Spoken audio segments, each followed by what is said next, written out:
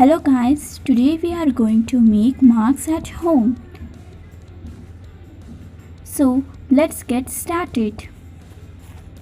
It is so easy, no saving. I have cut this from my old pant which I do not use. I use black color pant or leggings. You can make your mask from whatever color you have.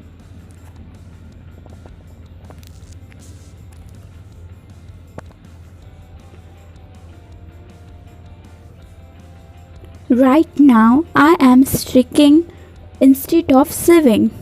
First I stick the top part of it.